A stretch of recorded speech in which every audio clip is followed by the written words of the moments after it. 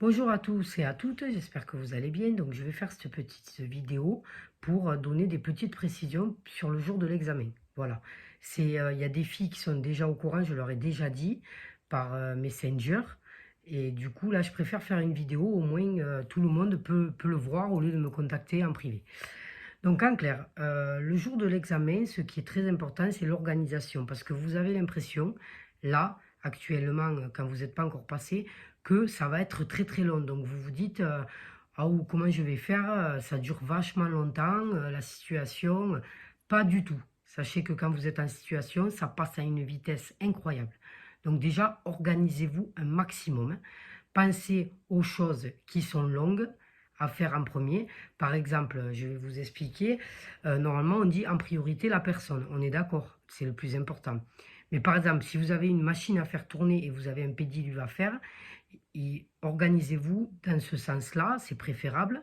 Vous dites à la personne, ça ne vous dérange pas que je mette la machine en route, au moins je vous fais le pédiluve de façon à pouvoir étendre la machine une fois qu'elle sera terminée. Parce que si vous faites un pédiluve et qu'ensuite vous mettez la machine en route, vous risquez de ne pas pouvoir l'étendre avant de partir de votre intervention. Donc il est important de bien s'organiser. Si par exemple vous avez un repas à faire et un pédiluve encore, ou un capiluve, ou je sais pas, une aide à la toilette, pas le matin direct, c'est sûr que vous allez faire d'abord direct l'aide à la toilette, vous n'allez pas laisser la personne toute collée ou quoi. Mais je veux dire, voilà, si vous avez un pédiluve ou autre chose qui est pas urgent dans l'immédiat, et que vous avez quelque chose de long à cuire, vous préparez le repas à cuire, donc vous proposez à la personne de participer toujours, mais ça je vais le redire, et vous mettez à cuire, et pendant que ça cuit, vu que c'est long, vous faites le pédiluve, en expliquant à la personne que, vu que c'est long à cuire, vous allez le mettre à la cuisson, et pendant ce temps, vous ferez le pédiluve de façon à ce qu'elle ait à manger avant que vous partiez, parce que ça aussi, c'est primordial. Vous ne pouvez pas la laisser sans manger. Elle aura les pieds propres, mais elle aura rien à manger. C'est pas trop bon, quoi. Donc voilà, en clair, il faut vous organiser. Après, au cours de la situation, ce que je répète souvent, il y a 4 points importants à ne pas oublier. Donc, tout d'abord, on va parler de l'ergonomie. L'ergonomie, je vous donne des exemples. Vous êtes en train de faire un lit, vous pensez à monter le lit. Vous devez ramasser la serpillière, vous vous accroupissez. Euh, Pensez toujours aux positions professionnelles. C'est très important, le jury fait vachement attention à ça. Ensuite, on va dire la sécurité. Donc, par exemple, je vous donne des exemples. Vous faites une aide à la toilette, vous mettez un tapis au sol de façon à ce que la personne ne glisse pas sur de l'eau qui aurait coulé. Vous passez l'aspirateur, suivant la pathologie de la personne. Faites attention, regardez où elle est. Parce que si elle circule dans le domicile et qu'elle se prend les pieds dans le câble, elle peut tomber. Si c'est mouillé, prévenez-la. Vous lui dites, madame, voilà, c'est mouillé, attendez un peu. Voilà, bon, suivant la pathologie, si par exemple la maladie d'Alzheimer, elle risque de ne pas faire attention et de quand même circuler, donc faites attention à ça. Si vous faites du repassage, une fois que c'est terminé, vous positionnez le fer face contre mur en précisant à la personne, il est chaud, je l'ai positionné là, dès qu'il sera froid, je le rangerai. Voilà, il faut que vous ayez l'automatisme de tout ce qui peut mettre la personne en danger. Ensuite, donc après ces 2 points-là, la communication qui est très importante. Il vous faut communiquer avec la personne. Si par exemple vous avez une salle de bain à nettoyer, c'est ce que je dis aux filles en privé, c'est long quand même de nettoyer une salle de bain, ne laissez pas la personne pendant 3 quarts d'heure toute seule. Proposez-lui de venir avec vous, au moins vous communiquez avec elle le temps de l'entretien, proposez-lui de participer si c'est possible.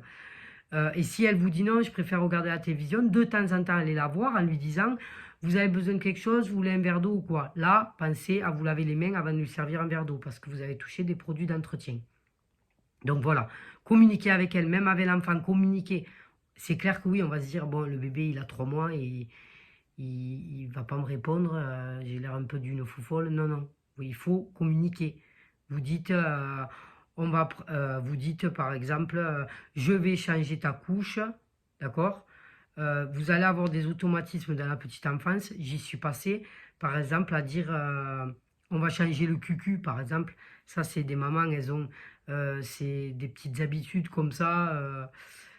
Il y en a d'autres qui ne me viennent pas à l'esprit pour l'instant, mais Voilà, vous avez des petits trucs, il ne faut pas les faire hein, avec l'enfant, d'accord? Donc, vous l'appelez par son prénom, vous ne lui donnez pas des surnoms et vous communiquez avec lui en lui expliquant, je vais changer ta couche. Voilà, je vais changer tes fesses. Non, voilà, c'est ça qu'il ne faut pas dire. Dites pas, je vais changer tes fesses. Vous ne changez pas les fesses en soi, vous changez la couche.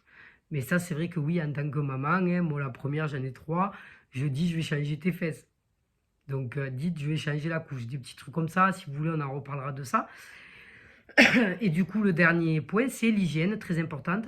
Donc, entre deux situations, entretien et je sais pas moi, vous faites le repas, lavage des mains, toujours pensez, vous avez touché la poubelle, vous servez un verre d'eau à la personne, vous vous lavez les mains. Faites très attention à l'hygiène, ils font très attention à ça aussi. Et puis surtout, en début et fin d'intervention, je le répète encore, euh, vous attachez les cheveux, pas de bijoux, lavage des mains, début et fin d'intervention, tenue professionnelle et le cahier de liaison, ne l'oubliez pas. Vous le regardez en début et vous le regardez à la fin. Suivant le centre de formation dans lequel vous êtes, vous allez faire de la pratique dans l'appartement dans lequel vous allez passer le diplôme. Faites attention parce que en fait, vous allez avoir l'automatisme de savoir où se trouvent les choses. Faites comme si vous interveniez pour la première fois. Donc, vous arrivez, vous vous présentez à la personne, vous dites j'interviens de telle heure à telle heure, vous lui demandez son nom, vous lui faites répéter, vous êtes bien madame, voilà. Et vous lui dites où est-ce que je peux poser mes affaires, où est-ce que je peux me laver les mains, où se trouve le cahier de liaison. Vous avez de l'entretien à faire, vous dites est-ce que vous pouvez me dire où se trouvent les produits d'entretien, suivant sa pathologie, bien sûr. Sinon, vous dites je me permets de chercher les produits d'entretien. Voilà, mais n'ayez pas l'automatisme d'ouvrir les placards parce que vous avez fait vos pratiques dans cet appartement-là. Bon, après, le jury en soi, il le comprendra parce que voilà, vous avez été entraîné dans ce milieu-là. Mais essayez de faire comme si c'était la première fois que vous veniez dans l'appartement. Voilà, je pense avoir fait un point sur les points les plus importants. Hein. Si vous avez des questions, n'hésitez pas en MP, je vous répondrai. Et puis voilà, ben, je vous souhaite à tous une bonne fin de journée et je vous dis à bientôt.